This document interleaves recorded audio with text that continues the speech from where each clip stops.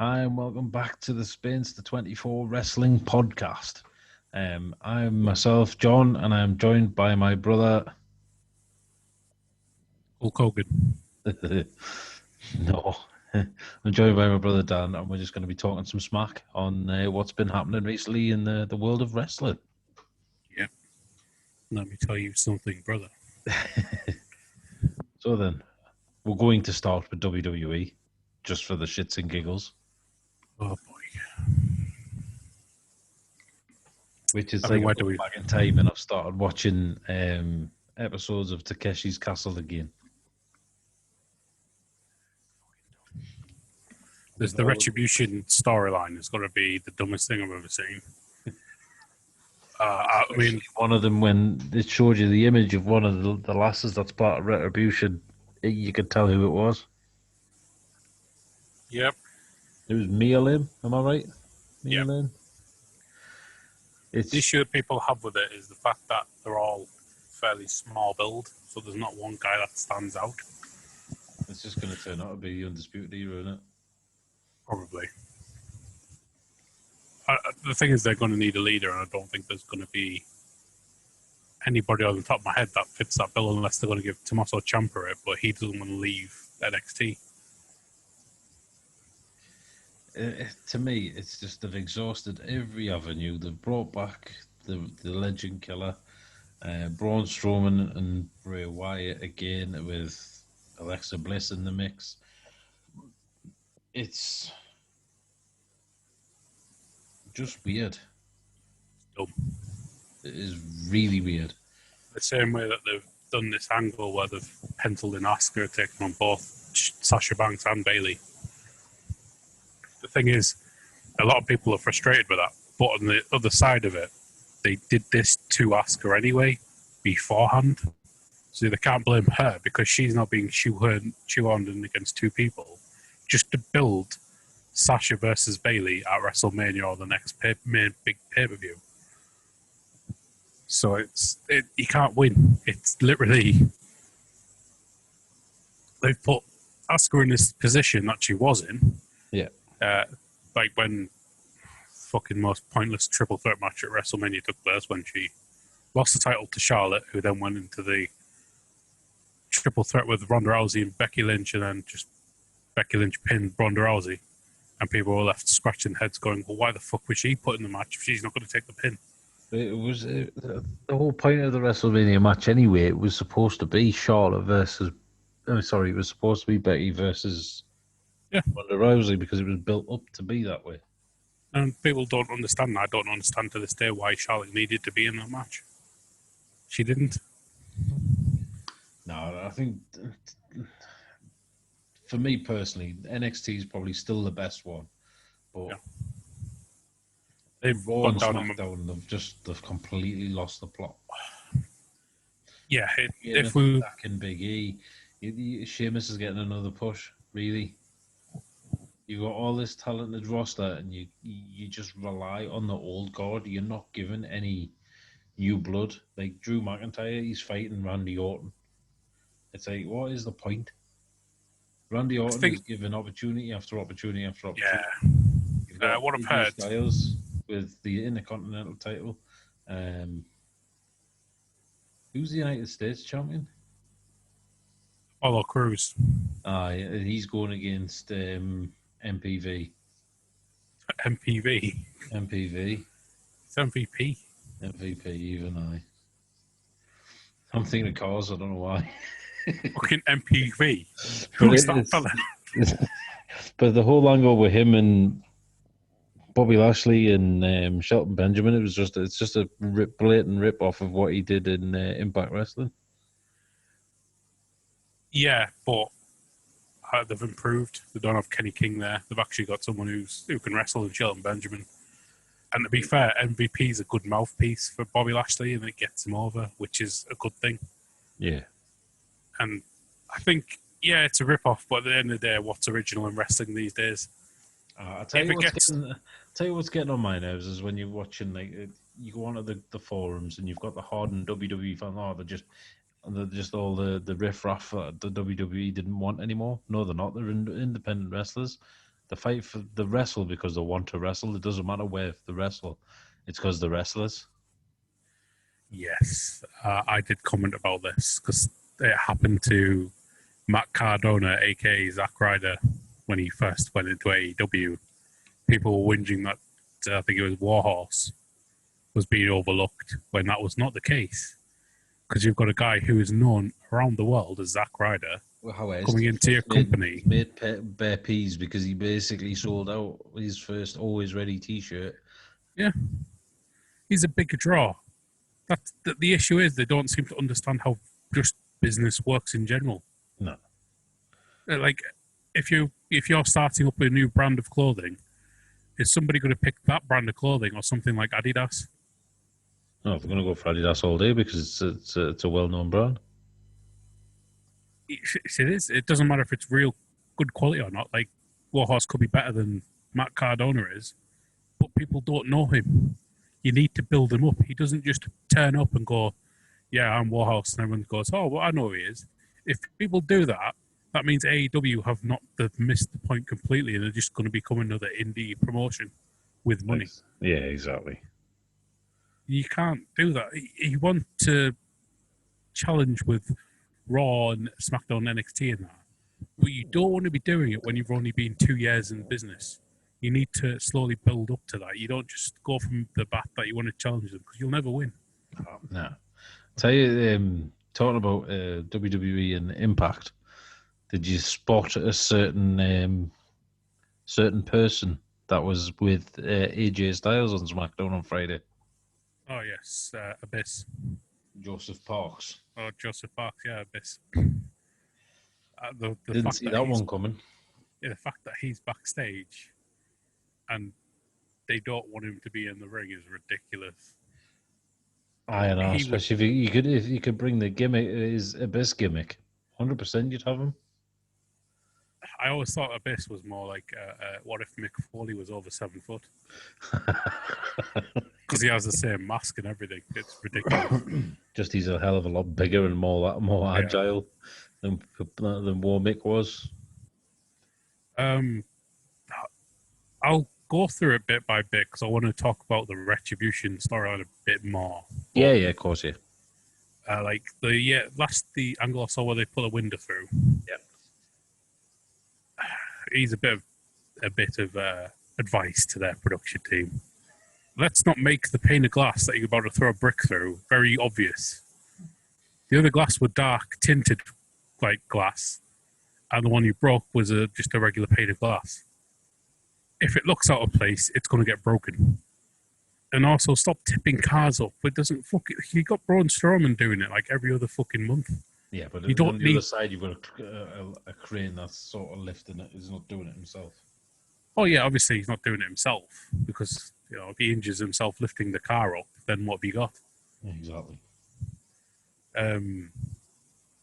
Plus, he's not Mark Henry. Mark Henry could literally flip the car up like in his prime onto you because he was the world's strongest man. But yeah, the Retribution angle, it's a shitty Nexus reboot with the exception that instead of all these talented guys that you got there, with the exception of David Otunga, obviously, and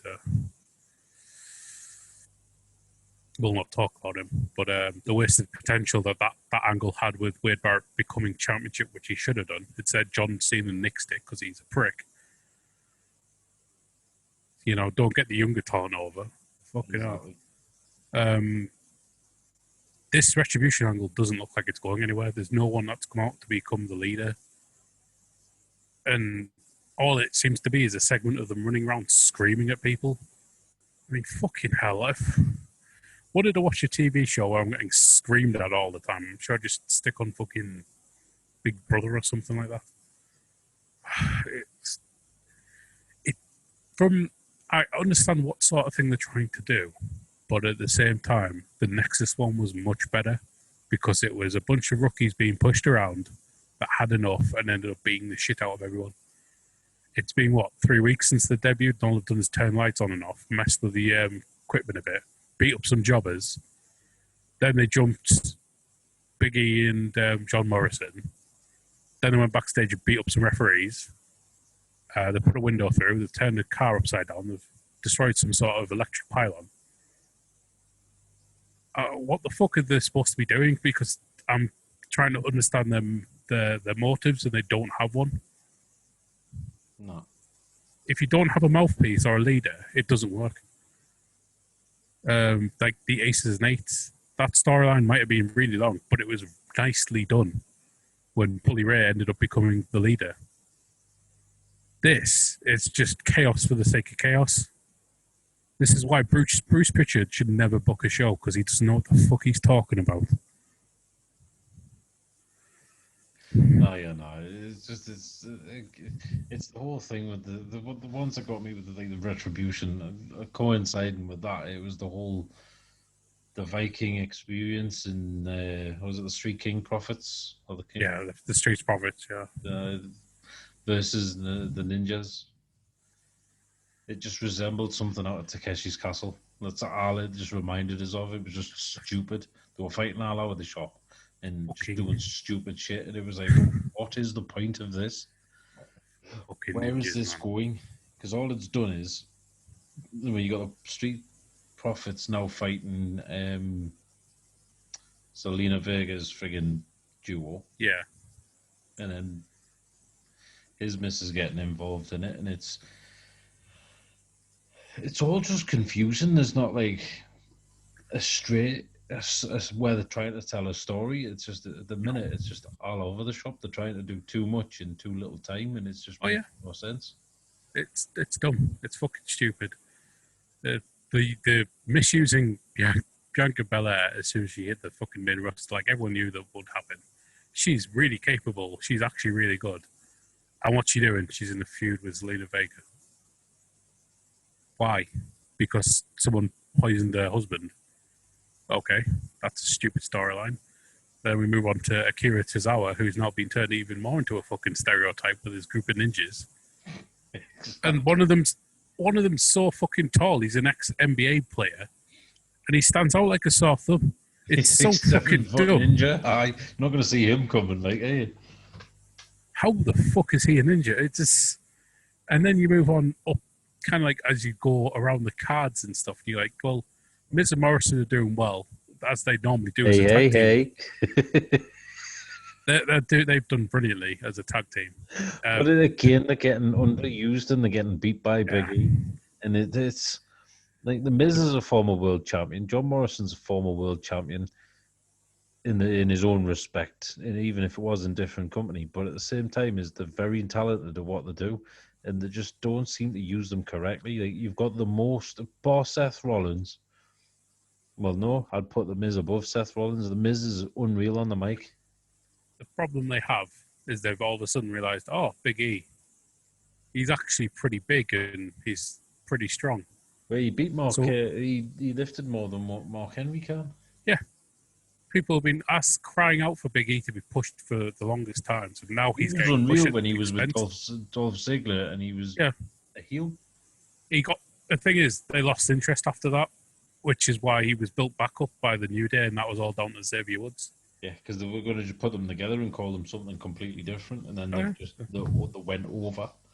And they've done their own thing, and Big E, he is hilarious doing his own thing. He doesn't need to be serious. No. I mean, the fact that the week before he rolled down the ramp to the ring, he's fucking amazing. And yeah, he'd be a good champion, but the thing is, you're booking him wrong. You're booking him against the tag team. You should be booking him against one-on-one against jobbers first, then build him up slowly, or build him up against the tag team, and then he's gone in and took a brogue kick to the face by.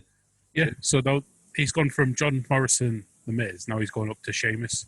Then no doubt he'll end up fighting King Corbin because they want him to give that slant. So he's going all the way up, and then he'll end up fighting Braun Strowman or the Fiend, whoever wins. And if it's the Fiend who wins, he won't win. Because for some unknown reason, WWE have two minds with Bray Wyatt, which is either he's overprotected or they just don't care enough to protect him. So I don't know what phase they're in. There's like the top three that are really good on the mic. You've got Wyatt, Rollins, and The Miz. They're the best three in the business in my eyes. Well, Rollins, he's good in the ring, but outside the ring, he needs to shut up. But that's what I've, he's doing. No, it's like the whole point of what he is. He's the savior, but apparently he's oh, not saving now. no, I mean, when he's literally speaking as Tyler Black, not as Seth All Rollins. right, yeah. He When he's needs to. talking shit about like how Becky Lynch and Charlotte carry the women's division. No, they fucking didn't.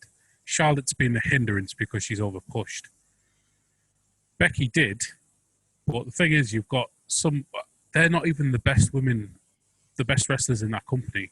No. The best woman in that company was Asuka, and she got fucking done in at WrestleMania after she won the Women's Royal Rumble because they preferred Charlotte Flair. And the thing is, Nakamura got shit over at the same WrestleMania, and I sat there and went, what's the fucking point in the Royal Rumble then? If you're going to just bin both of the winners and tell them they're not going to win.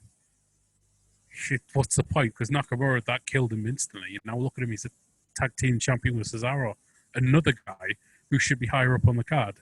Yes. Instead, we're getting shit like Braun Strowman, and I like Braun Strowman, but the thing is, he's run his course, and this thing with the Fiend's doing no good for him whatsoever. No. The only reason he's champion is because Lesnar doesn't want to come out of his compound why this virus thing's happening. So that's good. So that means if the Fiend wins and Brock Lesnar decides he wants to come back, he'll end up getting the title. That's wrong to me because he doesn't deserve it. No, he doesn't deserve it. But the thing is, Vince McMahon keeps thinking he's this big draw. So every time that a champion doesn't draw, he panics and puts it on Brock Lesnar, and the ratings get worse. Well, the ratings are getting worse because the storylines are shit and non-existent. Yeah, it's like the whole eye match with Rey Mysterio, and they got rid of the CGI, and you saw the fake plastic eye. It's like, how we're watching a cartoon or what? I've seen people argue for it, saying, "Oh, well, if it happened in the Attitude Era, you wouldn't whinge about it." Here's the thing: you can only do what's realistic in the Attitude Era. So TLC is more realistic than an eye versus eye match. And even in this, when in the Attitude Era, you had better wrestlers that were carrying the business. Yeah, they tried their best with it, but it was such a fucking unrealistic angle, and everyone knew it was stupid. The thing is, once you've told people what happens behind the scenes, then you expect them to believe that you're about to pull somebody's eyeball out. Yeah, all right, mate. That's like Houdini taking people around saying, "This is how I saw myself in half." And then later on the same night saying, "I'm going to have myself sawn in half," and expecting people to go, "Oh wow, I'm not expecting that." It's fucking stupid. CGI or not, it was never going to work. You can only work so much like within the realms of reality, and expecting people to believe that you're going to pull this guy's eyeball out is ridiculous. And it looked stupid. And people who liked it should feel bad about themselves because it was a shit match. Yeah, it was terrible. Like, I mean, feel myself like WWE is just it hasn't recovered from losing John Cena. It hasn't. Cena's gone, and he was by far one of the outside the Attitude Era. He's probably one of the brightest things that came out of the year. What is it? The aggression era. But then again, they keep dropping ball. They keep dropping the ball with like the wrestlers. Like EC3 is unreal now. Oh yeah, it's because create your own narrative. He does his own vignettes, and it's so intense. This is a guy that should have been bossing it in WWE, but again, because they didn't like him for some unknown reason, they dropped the ball with him. This is the problem with WWE, and he's called Vince McMahon. He is himself the problem. He keeps changing his mind on people because he thinks they won't get over it. Instead of just letting them go out there and doing it and letting the figures prove themselves. I mean, for fuck's sake, he's got the people like Finn Balor in NXT. Finn Balor should not be in NXT. No, he should be world champion. 100%. You've got Tyler Breeze. If people have watched Up, Up, Down on YouTube, Tyler Breeze is currently one of the best heels on the internet. Oh, he's fantastic, but he's not on Up, Up, Down. Don't forget he's right. You left, right, left, right. with Adam Cole and Cesaro, The boys. the boys. You I know. watched that one with Zelina Vega, and he was talking some smack on her, it was. Oh, he was. He was fucking destroyed her in But you know 2 what it is though, minutes. because they didn't have to keep face or you saw Adam Cole and Cesaro start pissing themselves laughing. Oh yeah. He tell you what, you give Tyler Breeze the chance to be heel. He was an excellent heel in NXT before he got called up. You give him the ball and let him do any dialogue himself, he'd be gold. Oh, I mean, think he'd benefit going to AEW with Sean Spears because obviously they do the flat back wrestling and that everything together, and I think he'd do really well in AEW. thing Personally, is, he got himself over with Fandango as Breezango, and that was probably the Breezango and the best. Fashion Police. That was the best thing going on WWE TV for a while. Was the Fashion Police? It was so funny. Just because of the way Fandango is like deadpan and the way that Breeze kind of feeds off him, it's amazing. But that's the type of wrestlers they've got. They've got a lot of wrestlers out there that are actually really talented, but they don't fucking use them properly. No. Like, they've got Samoa Joe on commentary. I don't know if he's 100% or not, but he should not be doing commentary. No. He could be challenging Drew McIntyre for the title, not Randy Orton. But what's happened to Authors of Pain? One of them is injured. Oh, right. The problem with Vince McMahon is he doesn't say that. He could probably use one of them and team the other guy up with Murphy, while the other guy's injured. No, they're both a package, apparently. If one's injured, the other one's fucked. He's going to have to sit out as well. To me, they stopped getting over as soon as Vince McMahon had said he didn't want, what's his face, the manager who was in NXT with him. Ellery. Yeah, he said he was too old. I was like, well, you let Ric Flair on TV. What do you mean he's too old? Yeah, no. He's full of shit. He does. If you go to AEW, you've got Jake the Snake Roberts, you got Arn Anderson, you've got Tully. They're all managers. Yeah. You got Matt Hardy, who's a manager at Private Party, but he's also still a wrestler. The issue is he doesn't understand that some wrestlers need a mouthpiece. Like, it worked with Jack Swagger and Dutch Mantel, aka Zeb Coulter, because he couldn't really speak, so that worked really well for him. But to be fair, Lance Archer doesn't really need Jake the Snake, but it's just he doesn't. Jake the Snake as his mouthpiece because it's funny to watch because they bounce off each other. Oh yeah, and Jake the Snake is probably one of the most underrated promos ever. He's really good. To be fair, yeah. But yeah, going back to NXT, Velveteen Dream recently resurfaced. Ooh, yeah, there's a lot of shit coming up with him because apparently there's a lot of proof against him as well. No investigations taking place. One of them apparently was proved to be fake, and people thought, "Oh, that's enough." I'm like, it's not one person; it's multiple people.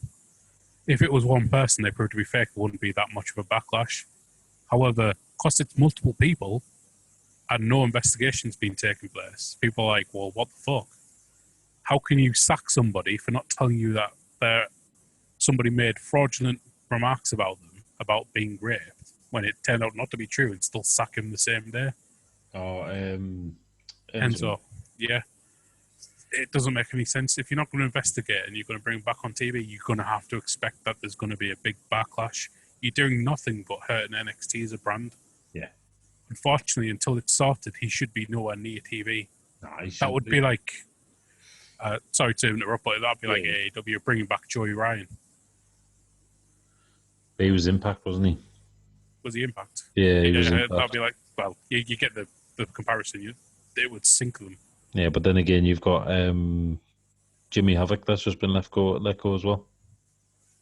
That was coming. I personally believe that was done because he wasn't adhering to his rehab, most likely. Because if they'd sent him to rehab, they would probably stick with him until he'd finished. But obviously something's gone on there where it's like, well, we can't stick with him because he's just going to be more trouble than he's worth, really. So he'd probably go. He'd probably go back. He'd go somewhere else. Yeah. Um, Same with Babe Priestley because she was let go as well. she can fuck off. But I'll talk about her later when we go into AEW. Yeah. But yeah, Velveteen Dream shouldn't be on there. He shouldn't. He's taken on Finn Balor, and apparently a lot of people backstage are not happy for the fact that he's there. So not only has the people or the higher up pissed off the fans, they've pissed off some of the wrestlers that are there because they don't think he should be there. No. So you've got a wrestler taking a spot who has these claims hanging over his head. He claims he hasn't done anything wrong, but no investigation's been taking place. It's fucking dumb. The one WWE wonders why they're losing fans, and the NXT gets absolutely smashed every Wednesday over at AEW. For the last 3 weeks, it's been getting beaten. Last week, the week before's AEW actually beat Raw on the demos. Oh God, yeah. Raw is sinking itself. That's more down to Vince McMahon sacking Paul Heyman because he didn't want to wait for long-term projects. This has affected Ali. It's affected Ricochet. It's affected Cedric Alexander. Fucking, it's affected Bianca Belair. It's probably affected Shayna Baszler as well, who was this fucking amazing badass when she came up, but then all of a sudden she can't beat people. Fucking what? They're doing exactly what they did to Asuka to Shayna Baszler now. Yeah, they've dropped the ball because I just think that Bayley and Sasha are going to carry the division, and they've got a plethora of talent which they can use, but they don't use it. The thing is, the fans get sick of it. That's the problem Vince doesn't see. Every time you put the belt on someone and you continually do it, that's why no fan really likes Charlotte Flair that much. It's not because she's a bad person. It's because she, like Roman Reigns, has been thrown down our throats so much. Yeah, We've become numb to it. You do it with Sasha and Bayley, you've effectively killed them dead unless they go away or get injured. But I think the same what WWE's missing is I think they are missing Roman Reigns. Yeah. But at the end of the day, the thing with Roman Reigns is he'd get run into the ground as well. Yeah, because he's the same storylines. Somebody says he's not good enough, cuts a promo on him how he's not over with the fans, or makes some sort of statement about his cancer, and then they fight, and then he wins the second match, and then that's the end of it. It's fucking dumb. The problem is they've got no originality. He's now apparently going back to the Attitude Era by moving the PG rating up to 14. What he's missing the point with the Attitude Era is everyone on the card had a storyline. Yeah. And it was long-term booking. And I get what Seth Rollins was saying when he said the fans don't want long-term. Here's the thing. They don't want long-term because the person in charge keeps changing storylines on the fly.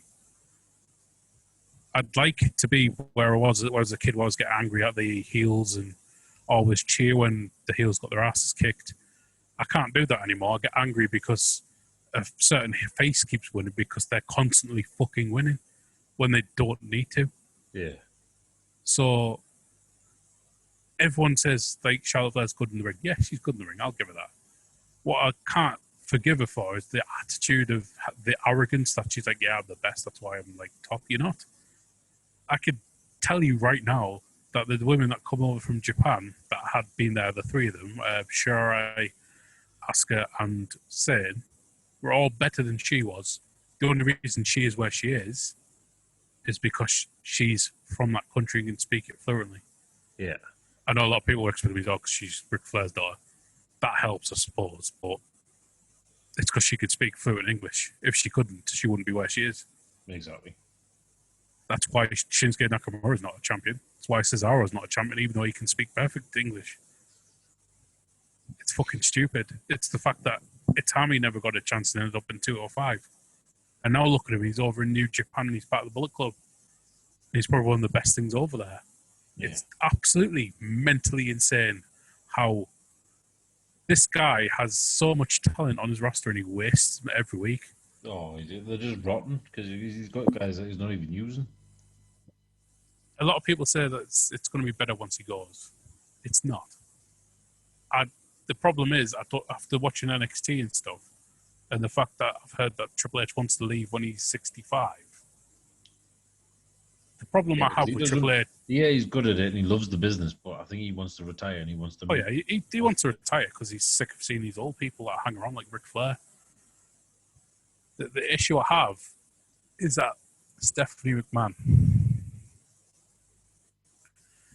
she is, and this might be a really unique quote to people who watch football, but she is the John Terry of wrestling. And when I say that, there was a piece like of John Terry where he waited, when he was injured, he waited in his full kit to come on and celebrate with the team.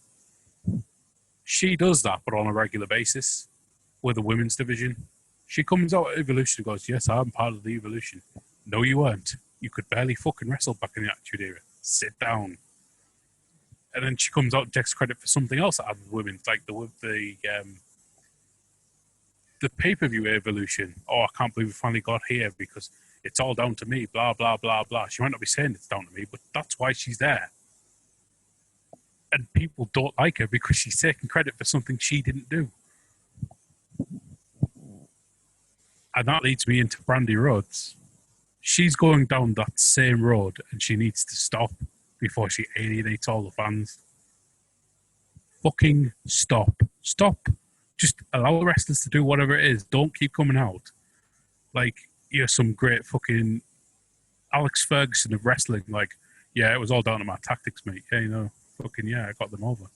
You didn't. They got themselves over.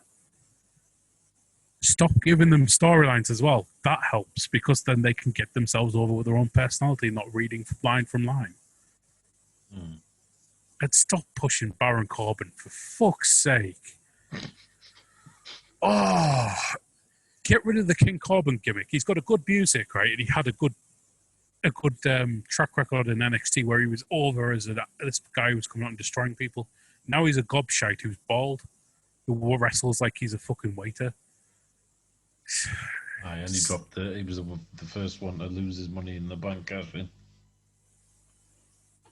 Yeah, because they wanted John Cena in the... Another thing as well with fucking Vince is he over-relies on part-timers. And Bill Goldberg was out earlier saying, I'm pretty disappointed that the fans booed me. They booed you because they're sick of seeing part-timers come out and win titles. Yeah. They're sick of Brock Lesnar. They're sick of you. They were sick of The Rock because The Rock came out and took the belt off CM Punk, which added to the fact that he didn't want to be there anymore. And now Edge is back as well. There's rumours that Edge is going to win it. I get he's back and it's good and all that, but if you're going to be part-time Edge, I can't give you the title. Nobody who's part-time shouldn't be winning the title. No, definitely. I hope The Undertaker doesn't come back because he's better off being retired now. 100%. He doesn't need to come back. He doesn't need to come back because it's going to ruin his legacy like Ric Flair's ruined his. Yeah. You can't keep going like that because eventually you're going to die in the ring. And people don't want that. They want to remember you as this fucking badass who beat up people and fucking threw mankind off the top of a cell, then went up there and chokeslammed them through the top, and then fucking drove around on a motorbike saying you're the American badass and just being this amazing human being. But now you're all of a sudden this old, wrinkly old dude that comes out at WrestleMania and beats up all the young guys because you got a streak. Fucking stupid. It is it's ridiculous. But WWE, there's not really much you can say about him because while Vince is there, nothing's going to change. And if he thinks going back to the Attitude Era or going back and bringing the Attitude in, it's not going to work. It's not entertaining because it's too rushed. If you look at the AEW's got a bit of everything where it's like it's got the serious side of it, but then it's got the comical wrestlers, the likes of Coco, like Colt Cabana and Orange Cassidy and Best Friends. Even the Young Bucks, when they're taking the mick, especially with BTE, they've got this thing which like BTE they've built for years. That's been going before AEW, but that just shows you the entertaining side of it. It's entertaining. It's got things on there that gets you engrossed. It's like, compare the chit chat that Drew McIntyre and Randy Orton had. Compare that to the debate on AEW between Jericho and Orange Cassidy. What was more entertaining? I'd have to say anything Chris Jericho does is entertaining, hands down. And plus, when you're comparing him to Randy Orton, the guy's promos are so fucking boring. It's just kill me now. I mean, that segment was much better because of how Orange Cassidy was. I'll give him that. It was made. It was good. That segment between McIntyre and Orton isn't good because I find that Orton's a boring bastard on the mic. He might be like really talented in that, but one thing he can't do is talk because it's too slow, and he's so fucking boring. It's probably time for him to hang the boots up, unfortunately, because I know he's younger than John Cena, but he hasn't got that many years left. No, I think he needs to. Right. He's been. He messaged on Matt Jackson's Instagram, didn't he? Yeah. So he's been having a bit of time with them. That would have been good to see him in an FTR. Just go again. That's where they dropped the ball again. RKO with the RKO FTR. Yeah. That whole pathway, that would have been unreal. It would, but they were turning the revival into a joke. So that's why they didn't sign the contracts. It's the reason why they went. And half of the stuff, the reason that these wrestlers leaves Vince sat there going, well, I don't really understand why they're leaving. They're leaving because you're dressing them up and you turn them into jokes and you ruin their reputations. Look what they did to Owen Hart. Prime example. Yeah. Didn't know what to do with him. Turned him into this gimmick to try and mimic, to take the piss out of Sting. Yeah. And yet, because of their own incompetence, they ended up cutting his life short. And he was one of the better wrestlers on the roster. In fact, he was probably one of the best wrestlers on the... Yeah. I'm trying to think now. Jesus. Some of the wrestlers that it's just like Eugene, who was Eric Bischoff's cousin in kayfabe, I guess. Yeah. He was really talented as a wrestler before he was packaged at Eugene. He was in OVW with Jim Cornette and guys like that who were training him up, and he was really good. And then they packaged him as Eugene when he went up there. And since then, he's never been able to really wrestle out with her. Well, that was the same what they did to Doc Gallows. They made him look like an absolute moron, didn't they? They made him, what was it? Other Kane, I think it was. Before that, he had a brief appearance as a fake Kane. Yeah. And then he was fucking Festus, I think it was. Yeah, Festus, aye. Such a dumb gimmick. And then you've got, I think they were called the Bastards. You remember that tag team that was brief? Yeah. Right. Well, one of them was actually related to a guy called Danny Davis, who was a former pro wrestler or manager, probably both. And he said he was going to be really good when he came in. He really was going to be this next big thing. And then he ended up shaving his head. He ended up being part of the Bashams. And they ran him out of the company. Yet they'll put people like, I think they were called Gemini. There were two twins that were like 6 foot and bald. And they couldn't wrestle for shit. It's because they were big. Yeah. That's what the reason is. And people, they don't understand when people like kick off, like with Eva Marie. She signed literally, I think it was like a couple of weeks afterwards. She was like in the main roster wrestling.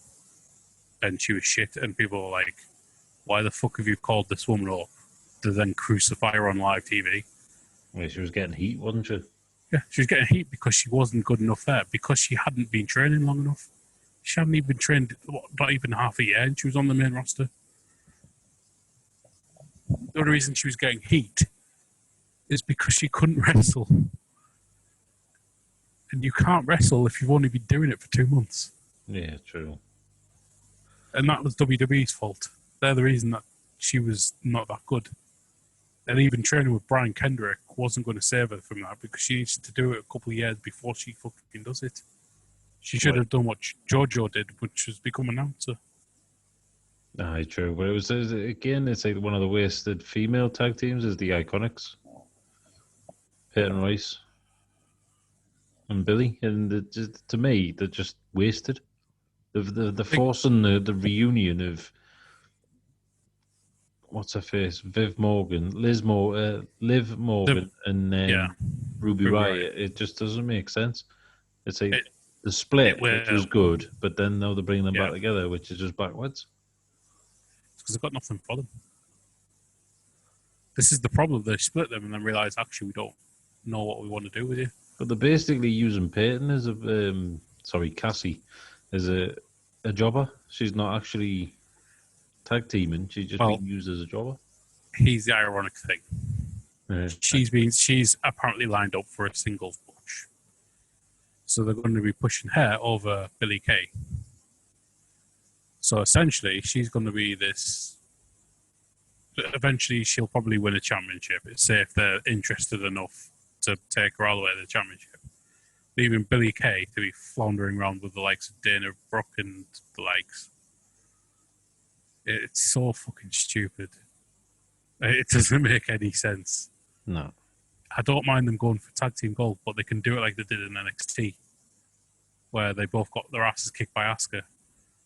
But it was nicely done. They were ringside or they were both in the ring at the same time, but she was kicking their ass at the same time. It's easily done if you've got the right people. But the women's tag team division in Raw and SmackDown is a waste of space anyway, because you give them to Sasha Banks and Bayley, which they're not even a tag team, and then giving them the belts, the title belts. They don't understand. They didn't understand this when they give Becky Lynch 2 belts. They don't understand when they give... they did the unified titles with the men's a couple of years ago.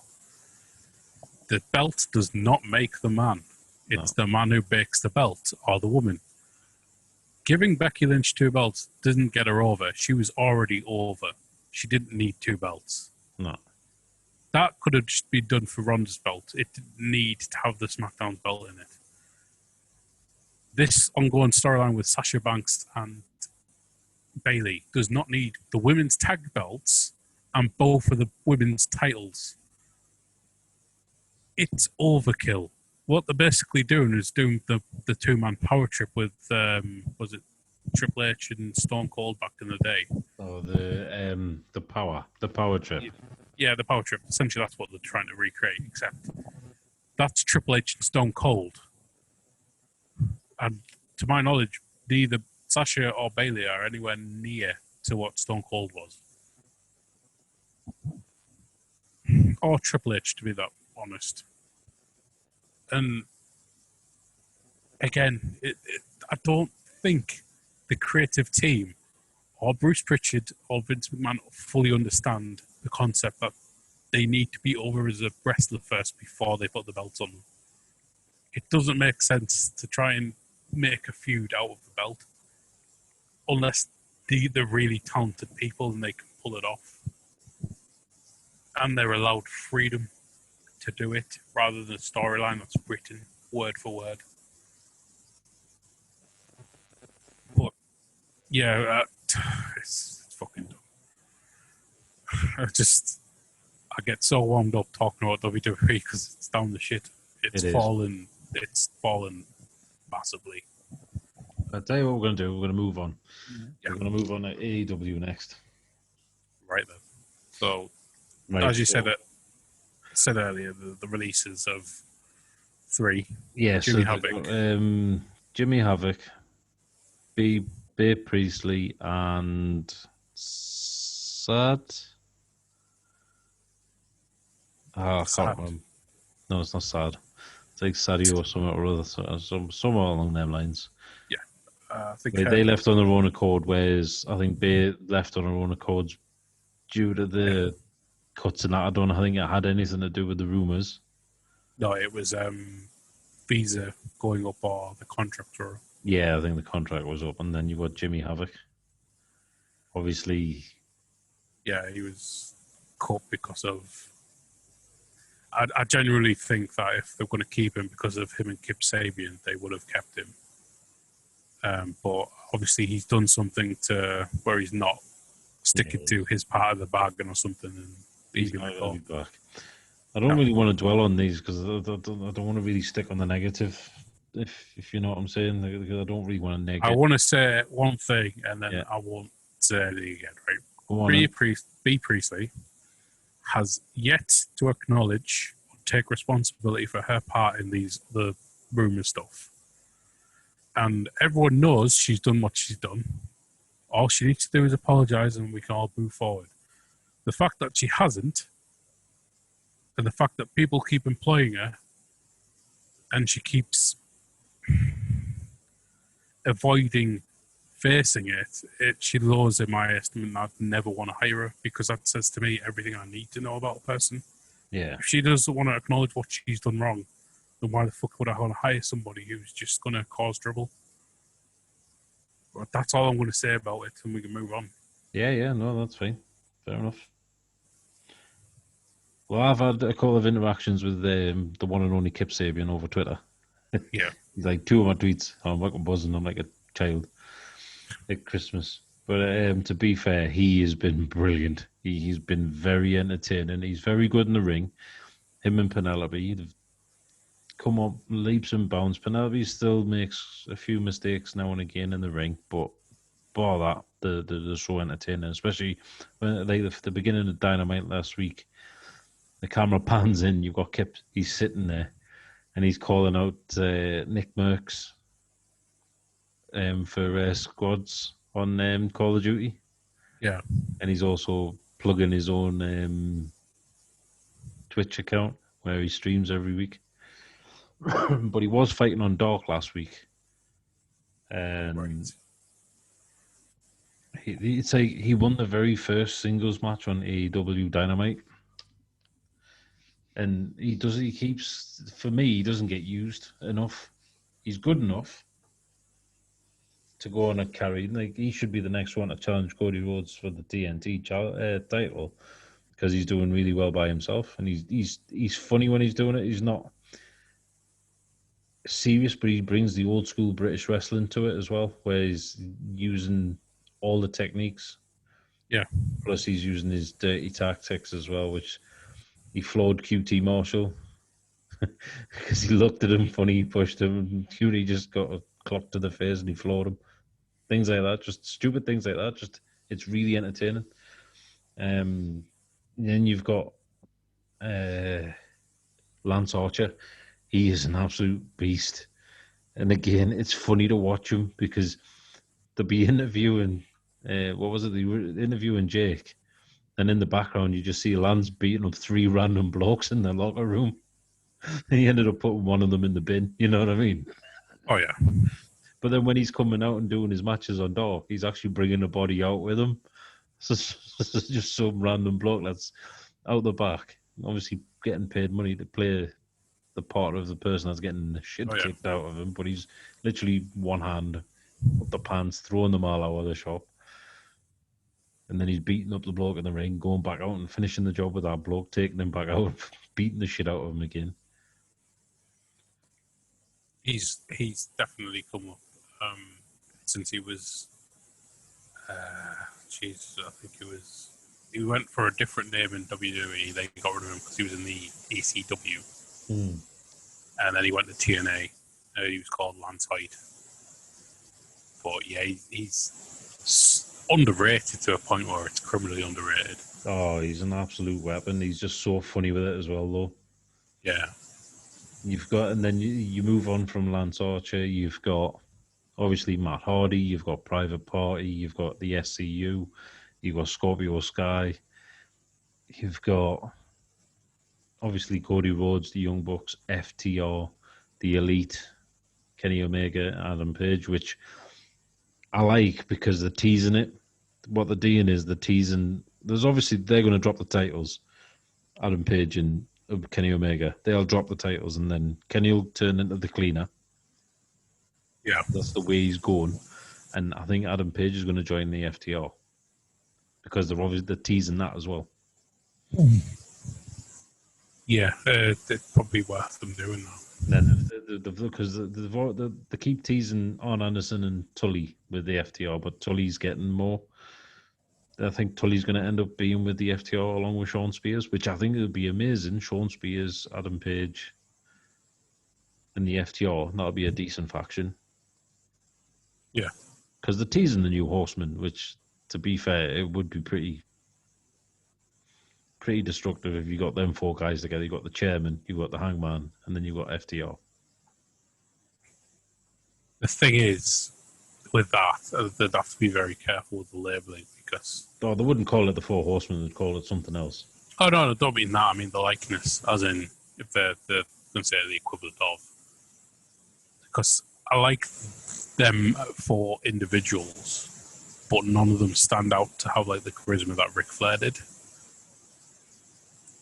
So Wouldn't need to when you've got Tully. yeah, but Tully's only going to be around for so long. Yeah, but then Sean Spears is good on the mic as well because he's got decent he's charismatic. He is good, but he's not getting used to his full potential again, which is starting to piss me off because I followed him from NXT from being the perfect 10 up into being Sean Spears, and he doesn't get enough credit. But then I know he does his own wrestling school, and he's very, very intelligent. He knows what he's doing. But for some reason, because he is a bit of a joker, they do tend to mess around with him. This is the issue I find with AEW at the moment. And it's going to sound like it's a big negative, but, well, I guess it is. My issue with them is the people who are VPs and how many of them there are. Yes, somebody who's in wrestling should be a VP. Not all of them should be active wrestlers. Because then you put a title on one of them, people and fans, especially in this day and age, are going to say, oh, well, he's obviously going to put the title on himself. Which wasn't the case with Cody Rhodes. I'm not saying that by a long story, because I know that he was against it. Mm-hmm. But it was TNT and Tony Khan who wanted him. Mainly because I hope AEW fans listen. People know who Cody Rhodes is around the world because he worked for WWE and he's got that sort of attraction because he is Dusty Rhodes' son. So people know him from that as well. Yeah. That's why TNT wanted him to be champion. It wasn't because he wanted to put it on himself. But at the same time, I don't know who's booking it, but from what I was reading on Twitter, apparently Tony Khan is. And then I scratched my head and went, well, why the fuck's he doing the booking when he knows nothing about wrestling? You've got JR there on commentary, a guy who used to book wrestling, who probably would have kept WCW business had he been given the job instead of Eric Bischoff. I think JR is just quite happy just being the commentator, though, because I think he's just quite happy just doing that. Yeah, I get that, but they could still get creative input from him. Oh, of course they could.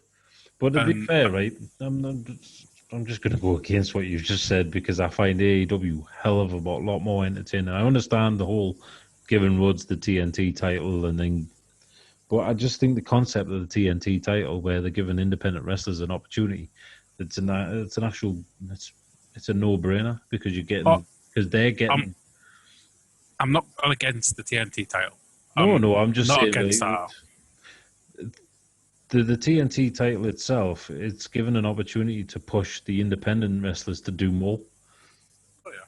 To come out and show everyone what they've got, and it gives them exposure. So people, like, if they do like a local show near them, they see the name, they're going, "Oh, he fought Cody Rhodes."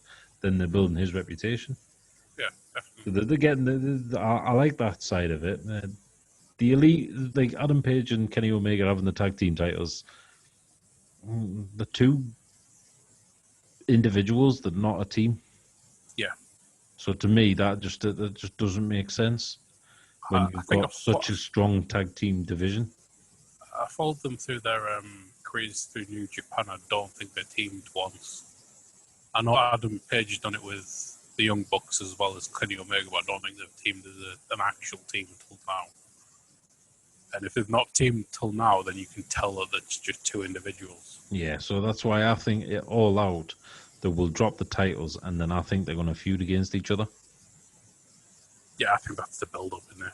Yeah, I think that's the best way to go. I think those two feuding against each other, and then you've got the Young Bucks versus FTR, which they're building up quite nicely. Yeah. And then they've got Orange Cassidy and Chris Jericho, which is, to be fair, right? Jericho could get a paper bag and put it over. There's nothing this bloke cannot put over. No, he's great, and people who are just saying he's not good. I mean, yeah, I prefer WWE, but it's Chris Jericho, for fuck's sake. Nah, the guy I'm got it over it. Yeah, I'm not that I still watch WWE, but I look forward to it, and it's the first time in a long time that I look forward to a show, and I look forward to Dynamite just for the fact is like they'll put Cole on Cole Cabana, who they put him on commentary sometimes, and then they put Jericho, like Jericho, he interacts and he goes, "Yeah, you got the gun club down there, stupid idiots." You know what I mean? He's just it's just Jericho being Jericho. Yeah. It's just, What I was saying was more of like it's people saying Jericho isn't as good as he used to. Nah, he's even better, man. He's got Demo God over. You know what I mean? However, this is a guy that got it. Yeah. Over. Ever. Over. The List. Over. The List of Le Champion. A little bit of the bubbly. Oh, yeah. Le Champion. He's got his baseball bat over. This guy, there's nothing. Even when he comes out, when the crowds return, everybody sings his entrance music. There's not one person in WWE, bar Finn Balor, that has that much interaction with the entrance music. Shinsuke Nakamura. Not as much as Finn Balor and not as much as Jericho. He had it more than Finn Balor, but that was his original theme when he came up. Yeah, but now it's changed. It's got more metally and it's got vocals now, which is just terrible. But, yeah, it's with Jericho, you know what you're getting. He's talented. People just putting him down, but look, if he was in WWE, you'd still cheer him. If he was in Impact, he'd get it over. Thing is, he's a unique individual, and he's really good at what he does. Really good. He got fucking Mitch the planted pot over when he smashed it. And that was an angle with John Moxley in WWE when he was Dean Ambrose. Dean Ambrose in his jacket. I watched that story on Inside Ropes YouTube. If you do it, he does a little stand-up about the light bright jacket that he got and the potted plant that he smashed. And he was pissed off about that, getting that potted plant over, calling it Mitch. He's pretty pissed about it. But yeah, he's so good. It's criminally, for me, for people who say, "Oh, he's not in WWE, so he's not good." That's not it. He wanted to do something different. He tried to get a USA title match. It was the New Japan USA title versus WWE's USA. But Vince said no because Vince is a prick. And he basically had enough. So he's having fun. I'm glad he's having fun. And he's enjoying it. So he's got the Inner Circle. You've got Sammy Guevara. Yeah, Guevara. And then you've got Santana and Ortiz, who have... Has he still got Jake Hager? He's still got Jake Hager, right. But there's like Santana and Ortiz that took Best Friend's car, destroyed it, took the wheels off it, sold the wheels, and then on Wednesday, just gone, they emptied the Best Friend's suitcases and poured bleach on them. But that's what you need. That's the type of rivalries that they've got. They get under each other's skin, they piss each other off, and they take each other to just keep pushing the boundaries. But you don't see that on WWE. You haven't got that. No, you haven't. Like, these are going back to old school storylines where they're getting into the nitty gritty. They're getting under each other's skin. They're pissing each other off. Even right now, I can't believe I'm going to say this, but Impact have gone down the same route. Yeah. It gets older. It's for me. They've even got getting. Yeah, I know you've the big thing with Brandy Rhodes and that, and now she's taking a little bit too far with the whole figure and the brand and that. But the women's tag team tournament that's on a Monday, that's entertaining because they've put Conti and Anna Jay together. Yeah, I saw that. That's a good team, and that's doing really well. They've got the Cuban team that they train together with each other. Oh, they're pretty decent. So they're in the next one. They put obviously Brandy Rhodes and the Bunny. I don't fully understand that because I thought she was with that other generic stupid team name, Blade and Butcher or whatever. But they're actually quite good, actually, the Blade and the Butcher. But I know they're quite good. Their names are really stupid. Oh, yeah. But I'll be honest, if you're not going to use a blade and you don't look like a butcher, why the fuck are you called Blade and Butcher? wait, they've picked them themselves. AEW didn't pick them. Yeah, that's because they're stupid, clearly. The guy looks like a gentleman, not a butcher. Don't know what butchery he's been. Aye, true. We'll just let them get on with it. It's their gimmick. It's over, you know. But yeah, going back to the little gritty stuff, the last story in WWE that had that was Ciampa versus Gargano. Exactly. Well, that's because they knew each other and Triple H trusted both of them enough to carry the storyline, which got over. Can you imagine if they did that on a grander scale? What, they actually trusted the talent they've got? Oh, yeah. Fucking hell, if you don't trust AJ Styles, you shouldn't be in this business. No. He's great as that. You know what it is? I never mentioned him as one of the most charismatic people bought at WWE. Sorry, so they've got 4. But yeah, go back to AEW. I think they've got a lot of talent there. But there is something that a guy who's recently banned from AEW said a while ago, Jim Cornette. People don't like him. Because he's a dick and he doesn't know what he's talking about. He isn't used to the new age of wrestling. It's not what he's stuck in the Vince McMahon era. The stuck. You need to accept change. It was Triple H himself that said it. Adapt or perish. He's the thing. Right, I'm going to say this. However, right, because he was asked this a couple of times where people said, "Can you if you built a new company, who would be the best wrestlers to start with?" And he said, "You wouldn't pick all the best wrestlers," and he's right. Mm-hmm. Because if you've got the best wrestlers, where are you going to go next? Because you need to build them up. So by building up, if they're all well known and are all the best, you can have egos. So how the fuck are you supposed to build a company around people that are just going to be like, well, I'm not going to lose to him because he's a dick, and I'm not going to lose to that person because he's a dick. You have to have people that aren't known. So AEW have done this right. So they've got people that are known and people who aren't. Yeah, they've got a mixture of both. Yeah, you can build up somebody who isn't known, but they're really good. Yeah. Like Warhorse. And then he can turn into this juggernaut. And, someone like, fucking hell, I mean, is it, I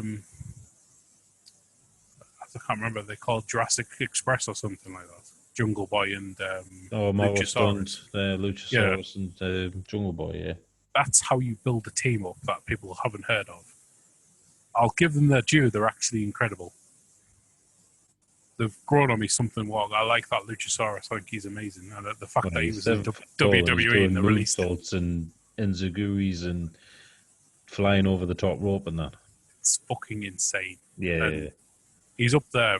Could you imagine? Because I don't know if people know this, but Big Show could do a moonsault. Oh, Big Show can do a moonsault. He got told not to because he's a giant. Now, could you imagine the Big Show doing half the shit Luchasaurus was doing? Wait, the amount of rings he'd break, aye? I know, yeah. Fucking 450 splashes. Fuck off. Shooting star press.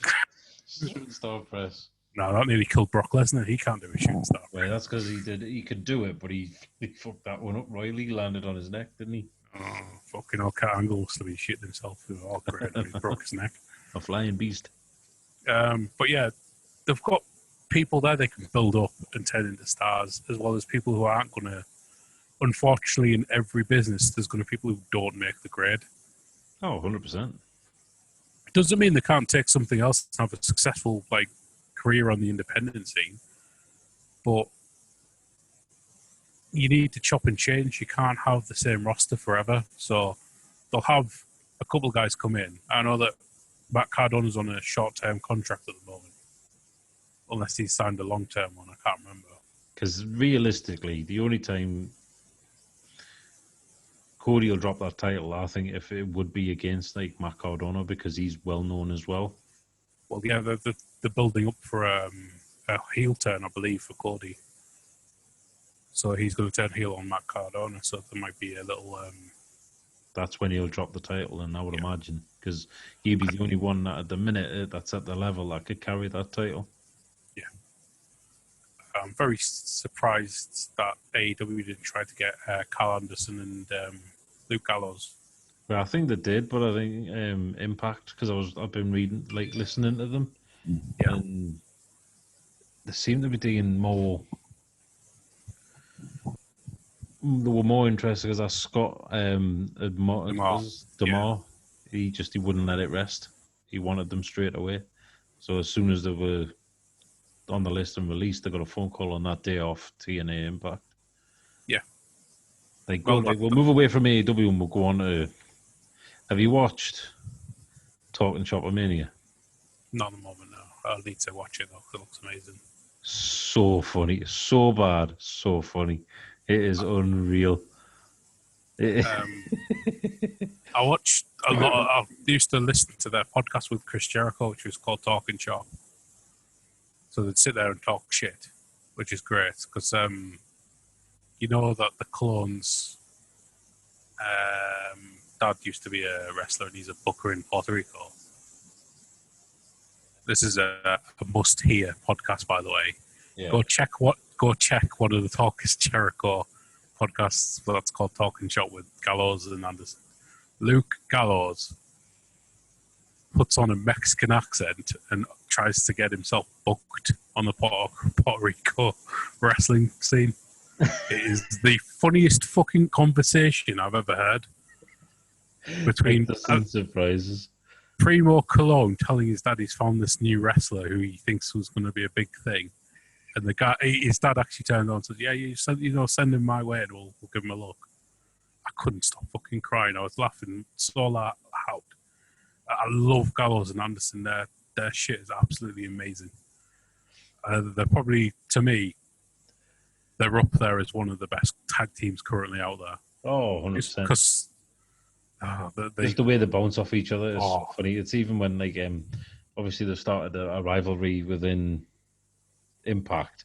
Yeah. They broke into the truck and emptied cans of beer and phoned the authorities, and then Doc Gallows puts his hands on a police officer, gets busted. They're walking through Impact and they see Scott and they're giving Scott some shit. And then they walk away, but then Scott goes, whoever he's talking to goes, "Yeah, I think we've got another Nash Hall on my hands." The funniest ones were the punch that Austin, is it? What's his fucking name? I don't think it's Austin Theory, it's someone else. In Impact, where Anderson throws his mobile phone at someone and just punches him in the face. They're amazing.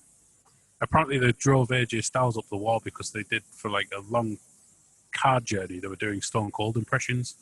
Yeah, they just drove him up the wall. Really well. Like when Doc Gallows does it, he does it spot on. Oh, he does. He's.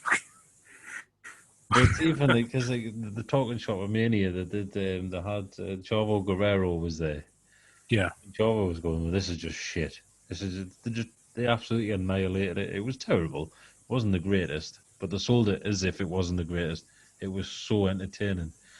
Is what was there. Oh yeah, Enzo ends up getting put through a table by the Rock and Roll Express.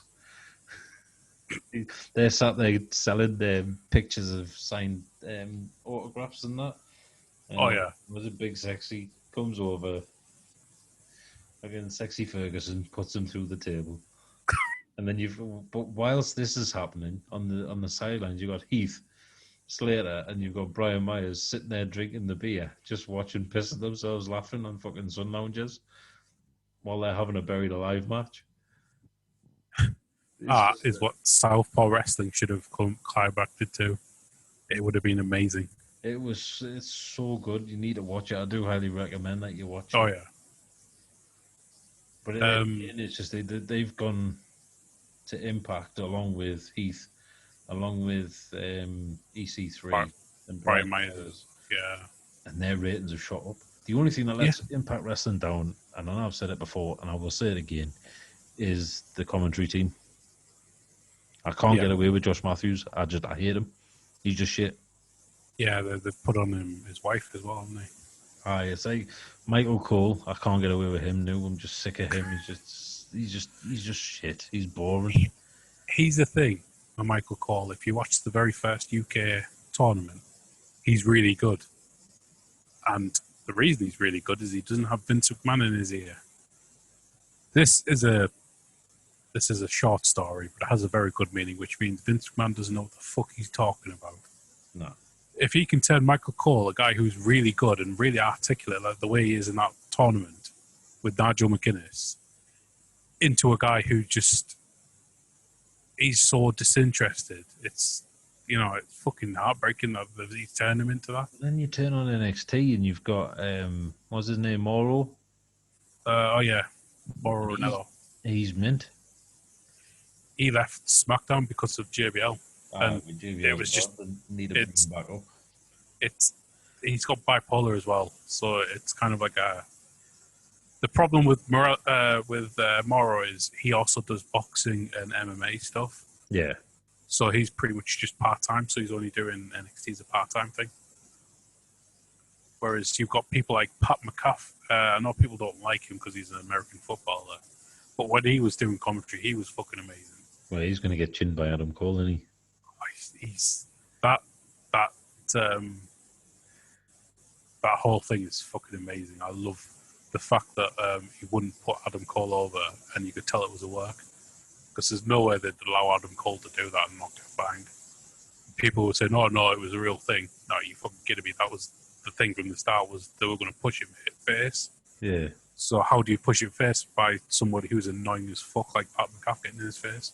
Yeah, so they're going to push him that way. Yeah, but I rate him as a commentator, and Nigel McGuinness as well. I think he's a really good commentator and he's underrated. But you've got JR, Taz, and Cavani. Yeah, John, they're really good. So I don't know why Tony Schiavone's not actually been. Well, he is, because obviously Excalibur's not there at the minute. Oh no, I know, because he's had a thing come up from his past where which he's already apologised for. It's fucking stupid. Yeah, I don't understand that. I don't understand it. It's been brought, he's already, but he's apologised for it, and it wasn't. It was all staged by the people he was working for. Yeah, that was stupid. But that's people feel they want to get highly sensitive about anything. Even if you apologise for it, they still want you to apologise again. Oh, I know. Yeah, they've got a good commentary team. JR's reliable, unless they're Japanese and their names are really long. Taz is good. They get mixed up with the names of the moves, which has happened a few times. Taz is he's amazing as a heel commentator. Oh, he's not as at the minute because he's got Starks and Cage. Starkman Jones. I think Taz is. I don't know why Brian Cage has got Taz, because he can carry himself, but I can understand why he's there. I think it's just to get him even more over. Oh yeah, I mean, look at him. You don't need to fucking get him more over. No, he's fucking huge. But that's the thing. Like, he's a big guy, but again, he's like an Apollo Crews. Yeah, he's flexible. He can do. He's doing stuff that people his size shouldn't be doing. Yeah, they shouldn't be flipping all hour and. That's why he fit in so well at Lucha Underground, because that was the sort of stuff he was doing. That's why I think I was looking out for AEW. They've still got Angelico and Jack Evans on there as well. Yeah. They both came from Lucha Underground, along with Ivor Lease, who was about the tag team women's thing. She with Dominic or something. Yeah, I think so. Yeah, they progressed into the next round. She's good. AEW need to sign her. Well, they've got Rachel Ellering, who was the daughter of the former manager of Don't AOP. understand why she's a free agent. I thought WWE signed her. Who? Rachel Ellery. No, I think she's signed to AEW, isn't she? No, I know she's with AEW, but I was wondering why she's. Because I initially thought they signed her after one of the Mae Young tournaments, No, but she's been obviously injured not. for the past 6 months. So She's what? she's come back now, and she's been on dock for the past 2 weeks. Yeah, Tessa Blanchard's still a free agent, so no one knows where she's going to go. Right, no one will touch her at the minute. Like, Apparently WWE won her, so if anyone's going to get her, it's going to be WWE because they've got no sense of morality. Yeah, exactly. If they're going to put Velveteen Dream on TV, it wouldn't surprise me if they signed her. Thing is, she needs to lay low for a while so everything goes away, and she needs to change her attitude. Aye, she needs to probably just reevaluate. Because if she goes over to AEW, she's just going to cause even more shit because she's going to whinge that she's not the biggest women star on there. So someone like Shida and Nyla Rose and that will all disappear because she'll want to be the whole fucking division. Yeah, no, you can't do that. Not when you've got Penelope as well, which is in there and all. Yeah, you've got a entire division there that apparently is only getting 4 minutes on the TNT show. This is what some fans are saying. I don't actually know because I don't watch AEW. I watch the highlights on YouTube, so I can't. I don't watch it 4 live. minutes to get a full match. Yeah, a lot of people are saying it's 4 minutes. It's not 4 minutes when you watch it. When I watch it, yeah, they're clearly full of shit. They're just basically saying that it's like 2 women or a tag team match. They don't get multiple matches. No, but here's the thing. Too much going on because they're slowly building it. Why do you think they haven't this is the thing, right? With fans, they're so fickle. Yeah, they're so snowflake at the minute. You've got AEW. They've got the women's tag team tournament on at the minute. They're getting half an hour, and they've split it over 4 weeks. Oh yeah, it's a good idea. I think the final will be held All Out, so whoever wins the trophy. Then they've got After Dark, which has got mainly women. It's got tag team females and it's got single females. It's got a couple of matches on there, not just the standard one. But on the main Dynamite, people are more invested in the fact of the Best Friends versus Santana Ortiz, Jericho versus Orange Cassidy, Sammy Guevara and Matt Hardy. There's got different rivalries going on at the minute, and it's all in one place. And then you've got obviously the storm brewing between FTR, Young Bucks, and Omega and Page. There's so much. They've got so many storylines going. The women's one at the minute, yes, it's taking a bit of a back burner, but at the same time, is everyone's invested in them. Yeah. So on the main show, they're invested in them, so they're not giving it a second thought. Whereas they're slowly trying to build it up, which they're doing a really good job with. They're giving everybody a chance, but at the same time, is on your main show, you want to bring in your main pullers. Yeah, so you're going to drop Chris Jericho and Orange Cassidy for, say, Brandy Rhodes versus Penelope? No. It doesn't make sense. It's not logical. They don't understand that it's a 2-hour show, and you're going to have to build everything towards a pay-per-view. Are you going to drop MGF in his speech for a woman's match when more people are invested in his actual speech? You know for a fact I would. I fucking hate MGF. The minute he's bringing in ratings, that's what he's doing. Because they want to see what he's going to say next. Him and everyone else that's on the card. He's not going to win the title. Well, no, he's not going to win the title. He's not. But he's he started a petition to get John Moxley's finisher banned. The double-handed DDT. The paradigm shift. He's trying to get that banned. He put that on Twitter. He's such a dumbass. Yeah. He's so full of shit. Did you... I don't think many people have seen an extra bit towards this, which was on, if you watch YouTube, go to the Major Brothers podcast, Yeah. which is Matt Cardona and Brian Myers' own channel. Yeah. Brian Myers unboxed the AEW title and unwalked MJF, and he stole it and he walked off. Who MJF did? Yeah. Dick. He'd also talk shit about Scott D'Amore as well. What a dick. Right, so yeah, that happened, but yeah, AEW, it's 2 hours. You need to book towards a pay-per-view. AEW After Dark's all well and good, but not many of your fan base is going to be watching the YouTube channel. That's what people need to understand. Not everyone who watches the YouTube channel will watch the TV show. So you've got to cater to everyone. And then you've got the tag team tournament going on, which is a great idea to boost a lot of the profiles of every woman on the division to show what they can do. But that's why AEW put it on YouTube, because it's free content and it's available at any time. Oh yeah, exactly. And they'll most likely hit over 1 million subscribers on the channel. They'll promote it during the show as well. That's what they are doing. But again, what I'm saying is, you've got the major TV, and then you've got your alternative stuff that's below it. But if you're going to do something like that, like TNT want to bring a second show in, there's your opportunity there. Yeah. That won't happen until their figures go up. And it'll go up. Figures are going up slowly but surely, but they are. Oh, yeah. No, what I mean is it'll probably be a year or something like that before they decide to bring out a second show, and they need to do it slowly, because if you do it too quickly, you'll end up like what Impact is now, where they're rebuilding again. Because they had like so many different fucking shows that nobody was really watching.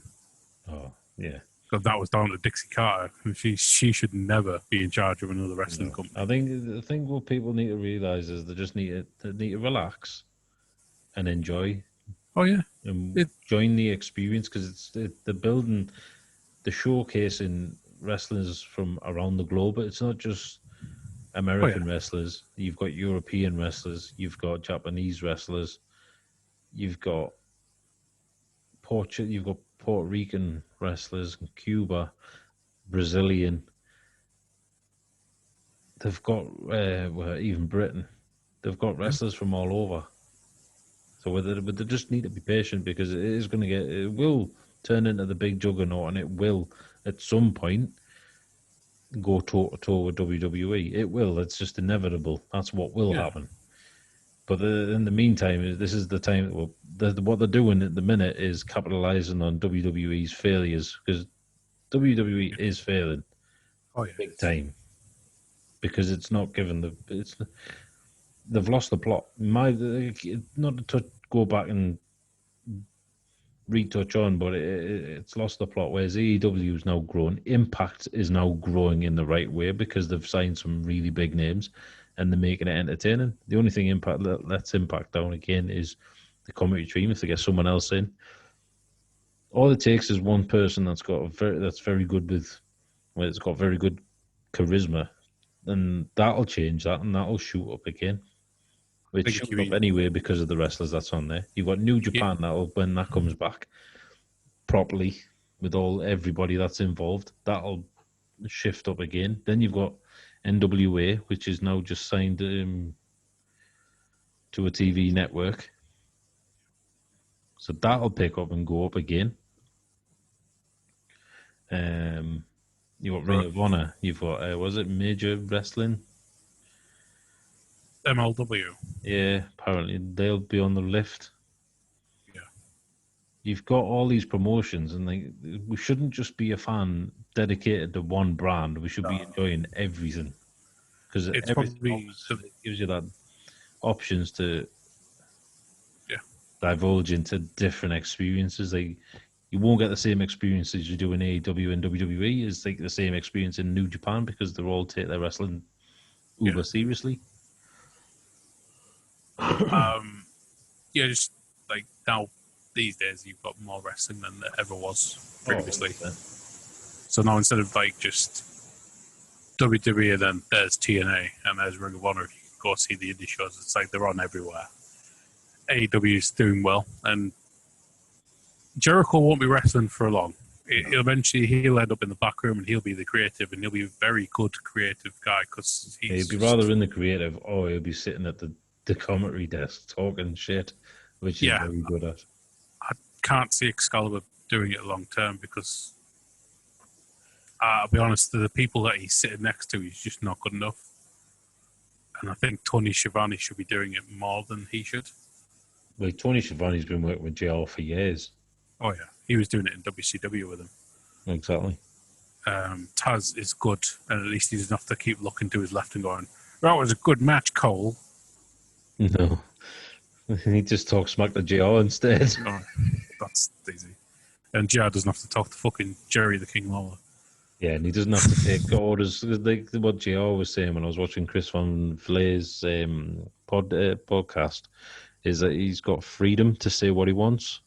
Yeah. So he's not got someone barking orders in his ears, because it's easier and better for when they're free flowing, not when you've got someone telling you what you need to say. Yeah, that's what they're missing. There's wrestling going on in the ring, but then you've got Michael Cole telling you a story about how JBL lost his hat. Nobody gives a shit. Yeah, exactly. No one gives a shit. It's like the end. The focus needs to be on the match. The match needs to be telling a story. The commentators need to tell the story that the wrestlers are telling in the ring. Yeah, that's what JR did, and Jerry at one point when through the Attitude Era, why the commentary was so good is because they never written anything down. It was all off the go. But as soon as Vince tried to exert more creative control on the commentary team, it got worse. So, yeah, I mean, there's a few videos out there, like from What Culture, where Vince McMahon's tried to get people angry, or he's angry at somebody, so he tells the commentator to bury them. The problem is, you've got one man who's trying to promote wrestling that he likes, and not many people in this world like what he likes because it's shit. Yeah, but we're starting to see the distaste of it. Here's the thing, moving on from AEW though, I mean, does anyone remember the New Era wrestlers, or New Generation as it was called? This was after Hulk Hogan, Randy Savage, and that. This is when every wrestler dressed up as a guy with some form of job. So you got the paper. What? Yeah, you know the Goon who dresses up like a hockey player, and there was yeah. some guy who was called the Dumpster, who was a bin man. That was all Vince's idea. The problem with Vince McMahon is he gets lucky, and he got lucky a couple of times. He got lucky with having Hulk Hogan and Andre the Giant. He got lucky with Stone Cold, The Rock, how dare Triple you? H. How dare you? Before you even go into the Attitude Era, you've messed two wrestlers off that Who's list. Who's that? Ultimate Warrior. And oh yeah. Well, obviously Randy Savage, but I'm not going to say the Ultimate Warrior. Why? I'll be honest, I'm not a fan of his. He got me into wrestling, and I've been watching him since. Well, you're too young to remember because you would have been 3 when I started watching him. Not saying he wasn't good when he started, but there was a match. I don't think we watched the match at WCW, but I've gone back to watch it because they tried to recreate. There's the point. I never watched him in WCW. I only watched him in WWE. He ruined himself because they did a match with him and Hogan where Hogan got his win back, even though it was a fucking pointless match. And they tried to do a flame ball spot, and it did nothing but go up in Hogan's face, even though he was supposed to throw it at Warrior. WCW, man. But that's the thing. WWF Ultimate Warrior is the one man that I watched. Oh, yeah. It's just anything past WWF, just forget about it. It's the stuff that he did outside the ring that I don't like. He was very. I just watched the wrestler. I didn't want to know what was going on in his personal life. I was a child. A wrestler, he was good. Human being, he was a piece of shit. I was a child. Oh yeah, I'm saying you're a child now, are you, John? No, no, but he's still one of my favourites. But going back to that's the thing that's going to stop WWE from growing is the fact that it's all down to what Vince likes. Yeah. And there was a story that Jericho told where he didn't want to do an angle because his steak tasted too tough. If you work for a guy who judges his creative choices on the fact that his steak's too tough. You shouldn't be working for him, and he shouldn't be running a company. No. Only now has the shareholders had enough, and they're calling him out. They're calling him out because he's tried to force feed them the fact that the figures went down because Roman Reigns was injured or out with cancer at the time, and because of something else that had happened, he had loads of injuries at some point. This was before the coronavirus, which was bullshit. The ratings were going down with Roman Reigns. It had no bearing on it whatsoever. And all they've done, him and his family, have been selling their shares and getting money. And then he wasted half the money he had on AXFL, which cancelled before it even started. Yep. The guy isn't a businessman. No. He's a full-time lucky cunt. I can't explain just how lucky he got. He got told that The Rock was something special. And what happened to The Rock happened to Roman Reigns when he turned face and got all pushed to the moon. He got booed. The Rock had to because turn they dropped heel. the ball with him because he should have won it when he beat Kane's record of 17 eliminations, and Batista should never have won that. Yeah, Batista should have won it. The Roman Rock Reigns should have won that. only got over when he was a heel and he was part of Nation of Domination. Yeah. Then you got Stone Cold, who got over because Vince McMahon decided to screw Bret Hart because he was going to WCW. And that was the Montreal screw job. Yep. And then he came out apparently 2 weeks after, pretending, thinking he was the face, thinking he was the good guy because, it's my title, fuck him. And everyone loved Bret Hart. So imagine thinking you're the baby face when you've just screwed over the biggest guy in your company and given the title to a guy who at the time was on coke. Yep. He got booed out of the building, and then he did a feud with Stone Cold, that true, unbelievably. Could you imagine? And then that led into that was the Attitude Era. But it's not just them three. You've got to say that everybody on that card was really talented. Oh, I Ken Shamrock, Steve Black. Oh, yeah. New Age Outlaws. You had Triple H. Jesus, you even had the first female Intercontinental Champion in China. She might not have been able to wrestle, but she was fucking... You know what I mean? Jeff Jarrett in China, right? And then you had D'Lo Brown, first ever European and Intercontinental Champion. Oh, yeah. The Hardcore Championship was... the 24/7 rule was amazing. Aye, that was Crash Holly made that fucking title. He was amazing. Idiot. Him and Hardcore Holly, the feud them too hard. They were kicking the shit out of each other all around the building. Hardcore Holly, the fucking super heavyweight storyline. That just brings me back like Frankie Kazarian, because every time you see him, like my ring notification is, do ya? It's because the story goes as when he was doing jobbing for WWE, he went to Hardcore Holly, goes, I like your music, and he's doing the arm press with the elastic bands, and Hardcore Holly just turns to him and goes, do ya? You know what I mean? It's just like funny stories like that. Bob Hardy's just an absolute legend. Oh yeah. It's different. I mean, I dislike Vince Russo. However, he was onto something when he was giving everyone something to do. And it wasn't just the big guys, and it wasn't just one-off matches, which the problem with Vince is he's trying to do early 90s wrestling now, where it was only the main matches that meant something had stories. Yeah. It doesn't work like that anymore. No. You have to build every match up, otherwise people aren't going to care about the people in the ring. But that takes me back. If you look at what AEW have going, they haven't just got one storyline. They've got about 4 or 5 going, and then they've got 6 or 7 brewing. Yeah, they're doing the right thing. They're doing long-term booking. Something that Seth Rollins believes doesn't exist anymore. It only doesn't exist in WWE because Vince McMahon changes his mind. Like the hacker angle that was supposed to happen. That ended up doing nothing. It was just like a few vignettes of a hacker that was supposed to be Mustafa Ali. Now he's on Raw, and now he's being buried again. What the fuck? You're bringing him back from injury, and you might as well just brought him back from the hospital, thrown him in the fucking grave. There's no point. They've just buried him. It's like Ricochet as well. They'll be earning enough a canny penny, but at the same time, they've got to be bored shitless. Oh yeah, that's what Matt Cardona's been doing for years. He's earned a lot of money. He got himself over but because they didn't want him to get over, they buried him. They put him with John Cena and crushed him. It's fucking stupid. It's ridiculous. You got a guy who's over on the internet who's bringing more people to your product, and you just fucking bury him. Well, This is that Eve as well, wasn't he? yeah, Eve Torres. But you know, I was surprised he stayed after that. To be honest, I'm surprised he didn't go, but he must have saved a lot of money from that. And He's loyal. yeah, You know, what was it? I was listening to him. You know the whole poolside thing that did with Otis and Mandy. oh yeah.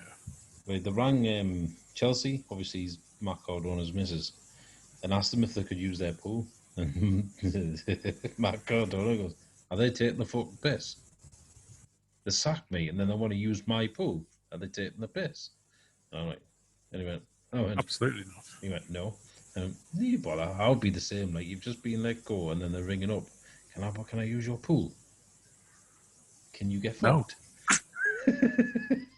Cheeky bastards. Unless you're going to offer me a new contract, you know, you can get fucked. Nah, I think he's because I've been following him and really listening to his podcast. It's ridiculous that because they've waited so long for Chelsea to get there, and then fucking Matt gets released. Yeah, it's absolutely unreal. He's actually, like, when I was listening to his podcasts and listening to when he was getting interviewed, he's more excited of the challenge ahead. So he looks jacked. He looks massive compared to what he did look. And I think he's going to have a good run as a champion at some point, at some promotion. He deserves it. He does. He was really good. The absolute piss take that he's he is talented. I mean, when you see him when he first came in as Zack Ryder, and he was he came in as his own like personality, where it was the spiked hair and everything. He wasn't just an edgehead. Yeah. But in the ECW that was there, which funny enough has made so many people different. That's where the launch pad for Kofi Kingston, CM Punk and now, like. But he was such a good heel, and he was such a good heel champion as well. But instead, they fucked him over, and then he became a goofball. And he will be amazing because it's freedom for him, creative freedom, and there's not. I think if he's allowed to do his own element, he'll get himself over big time. He's already over. He doesn't. Oh yes, do because he's already over. He is. He's over with the fans. It's unreal. There's a lot of. I mean, unfortunately, WWE have killed Rusev completely. He's no longer going to be wrestling. That's what they've done to him. Well, so Myro's not actually going to go back into wrestling? No. He said he wants to become a full-time streamer. He's not enough. I think he's had enough because you look at that guy and you think he should have been a world champion. Nope. They just fucked him around. He got over with the Rusev there. Into him with a big canny offer, with a big canny wedge. He will, but I don't think AEW want him right now. I think if you wait until everything goes back to normal, I think AEW or Impact Wrestling will take a chance on him and offer him a decent match. They will. He'll be an absolute weapon. If you get past the whole fucking point of him being foreign, which WWE couldn't, he'd be over. He was already over with the Rusev Day with Aiden English and split him up for no reason. If they kept that going, he would have been a great face, both of them. Yeah. But they didn't, and he would be an asset to any company. I mean, look at him. He could have a really good match with someone like Brian Cage. Oh, you'd have a good match with Lance Archer. You'd have a good match. Yeah, he would. The issue is because they kept asking him to wrestle like he's a foreign heel. That stuff doesn't draw anymore. No. This isn't Sergeant Slaughter versus Iron Sheik. You can't do that anymore. It's fucking stupid. Because half the people in the crowd are immigrants. Iron Sheik called out Logan, didn't he? Logan Paul. He would have broke his back, mate. Sheik's an ex amateur wrestler as well. I mean, he was fucking Logan Paul was talking shit to Ben Askren. Ben Askren might have been knocked out in 5 seconds, That was MMA. The thing is, the guy's a high-level fucking wrestler. He would kill him, and it wouldn't take him 5 seconds to kill him either. No. The guy's grip, I'm surprised he's not gone into pro wrestling like he said he would, because he's got a good promo. Wait, he might. You never know. He'd be great. I think he'd fucking kill Brock Lesnar as well. He might be smaller than Brock Lesnar, but his grip is fucking twice as strong. He'd be throwing him around like Kurt Angle did. Because there's a story for you. Brock Lesnar challenged Kurt Angle to an actual wrestling match and got his ass kicked. Doesn't surprise us. Big difference between an NCAA champion that he likes to brag about and an Olympic gold medalist who won it with a broken freaking neck. But yeah, AEW have got a bright future. Impact have got a bright future.